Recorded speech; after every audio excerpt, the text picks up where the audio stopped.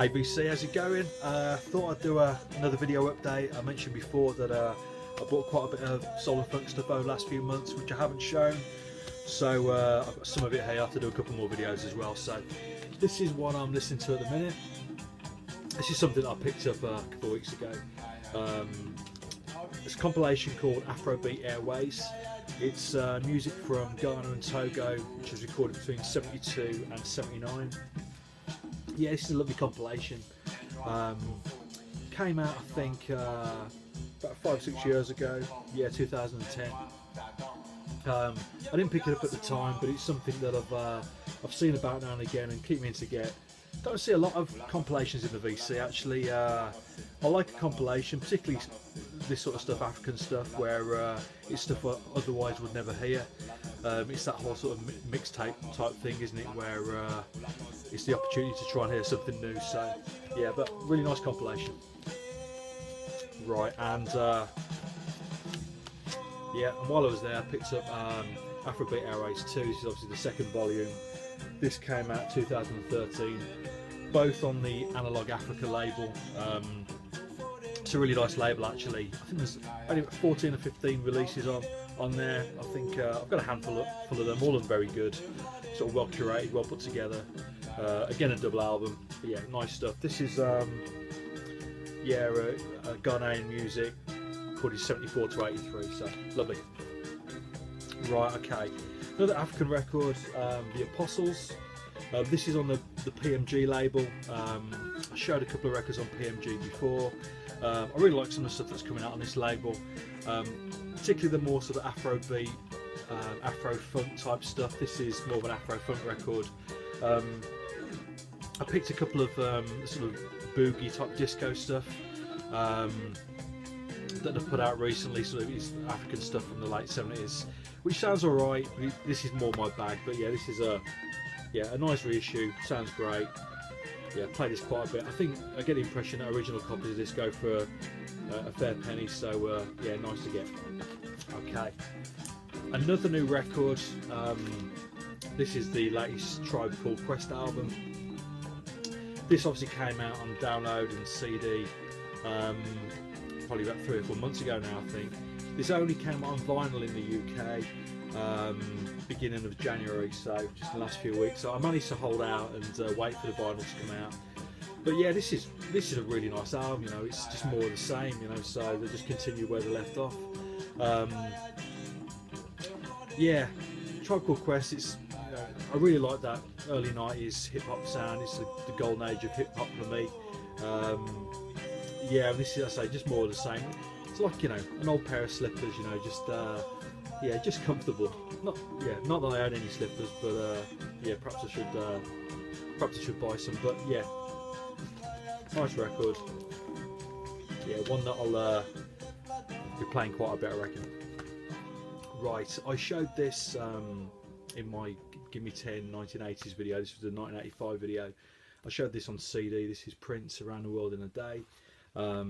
This is slap bang in the middle of that that purple patch that he had, if you excuse the pun, you know, from 82 through to 88, where he just didn't put a foot wrong. You know, 1999 through to Love Sexy. This is slap in the middle with that. Follow up to Purple Rain. Yeah, Warner Brothers has been remastering these albums and reissuing them on vinyl, and these reissues just sound great. So if you don't have any of these Prince albums from that period, please pick them up. Not too expensive. I think this was 12 quid, so yeah, pretty good. Right, and while we're talking about Prince, I got this from a charity shop not too long ago. This is Jesse Johnson review, 1985 on A&M. Jesse Johnson was in the time. I hadn't heard this album before. Very much of its time, again, if you excuse the pun. But it's yeah, it's yeah, a nice record. It's that sort of pop soul sound from that sort of period. But yeah, good tunes. And what we're talking about at the time, a few months ago now, it was the end of October. I was over in Ireland, went to a mate's wedding over in Balbafay. Went to a couple of charity shops, found this is a 12-inch of the Walk, obviously by the time. Yeah, obviously not something I'd expect to see in a record shop over here, never mind a charity shop. So for a couple of euros, I was pleased with that. Right, okay. A few months ago, I picked up quite a few just cheapo soul and funk albums, most of which I'll show in another video. But this is something I've been listening to quite a bit over the last few weeks. This is Rufus Eyes by Rufus and Chaka Khan. I've said before how much I like Chaka Khan's voice, just a great vocalist. Yeah, this is from 1974 on ABC. This only literally cost me a couple of quid. Great shape, lovely condition. I like this mid-70s period of Rufus. More of a soulful, approaching disco feel to it. But yeah, really nice. I think all their albums are good. You know, I'm still missing a couple, but I don't think you can go wrong with any of their stuff. Their first album, I think I've shown that before, is a little bit hit and miss, but apart from that, I think they're pretty much a safe bet whatever you pick up. Okay, early 70s live album. This is War. This came out in '74, so double live album. Again, another artist another band where I have a lot of their records. Not that I've necessarily collected them, but just along the way, just always fairly cheap, so worth picking up. I say this is probably their golden period. You know, it's I think it was recorded in '72, '73. I think I'm right in saying that The World Is a Ghetto album was the biggest selling album of 1973 in the States. So, you know, this is them in their prime basically. But yeah, really nice record. I like all of their stuff. I like the stuff they did with Eric Burden in the late '60s as well. Yeah, a slightly different feel to it, but yeah, great band. Okay, Blackbird's Unfinished Business. This is from '76 on Fantasy label. Yeah, obviously produced by Donald Byrd. Again, not necessarily their best album, but a nice listen. This is just moving into a bit of a disco feel, but yeah, great condition. Really pleased to pick it up. Okay, a couple of months ago now, a mate of mine owns a record shop. He sent me a message because he got a copy of this, something that he hadn't seen before. This is the Warsaw Youth Jazz Orchestra. Now, Warsaw is a town about 10 miles from here. And this was recorded for BBC Records in, I think, 1987, 1988. I see it's just basically a local jazz band. And obviously it's just their interpretations of various jazz standards. You've got Maiden Voyage by Herbie Hancock, Boston Blues, Well You Didn't by Monk. But the reason why I picked it up, it's got a big band version of Herbie Hancock's Rocket on it, which is worth it for that alone. So yeah, interesting thing. You know, it's not something you come across every day. Right, now one of the main charity shops in the UK on any high street is Oxfam.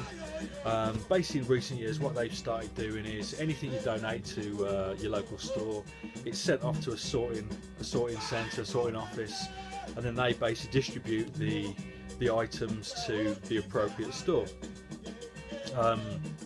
Where I live, if I go in there looking for music, it tends to be just CDs, by various X Factor finalists. Probably that's pretty much what you get.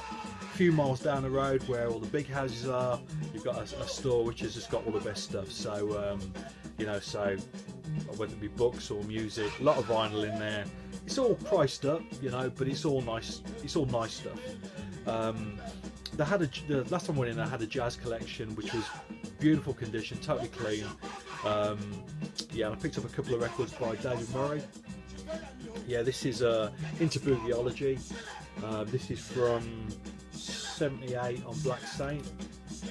Yeah, this is a really nice album, although the highlight of it is the last track, which is actually a vocal jazz piece.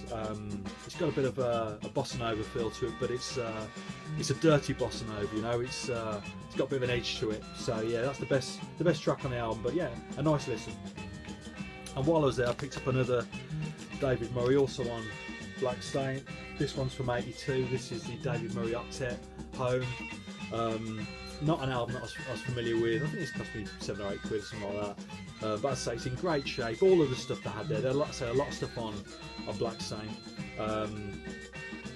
Yeah, reasonably priced, but yeah, I really enjoyed this when I sat down and listened to it. I've only given it the spin the once yet so far, so yeah, I'll have to give that another go. Just one other jazz record that I picked up that day, Cecil Taylor, the 8th. Now, I like Cecil Taylor.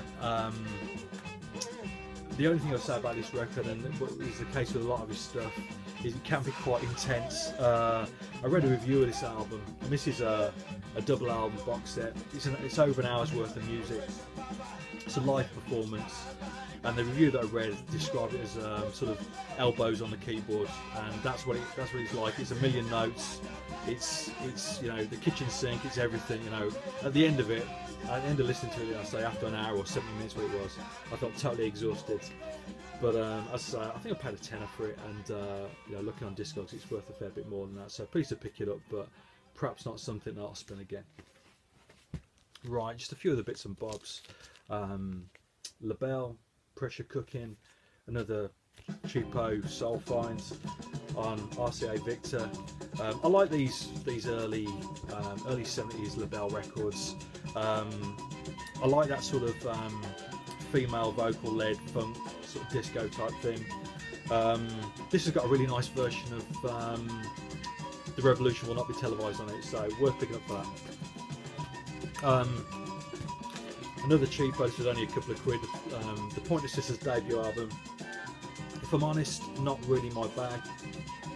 The first track, Yes We Can, is nice. It's a funky tune. It's been, I think it's been sampled to death. It's got a break on it, which I think has been sampled. But the tune itself is very good.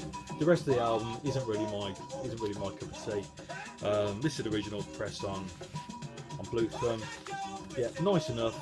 I paid nothing for it really, but yeah, not necessarily one I recommend. And finally, Weather Report's debut album.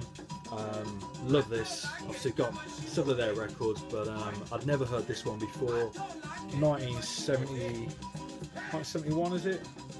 I think it's 1971 on CBS. I mean, this has got that real sort of obviously a jazz funk sound to it, but some of the tunes on here, some of the pieces sound like they've been lifted from Dirty Harry or something like that. It's got that dirty funk sort of thing going on with it. So yeah, really enjoy this, and this is one that's getting quite played a lot at the moment. So yeah, cool. Right, cheers.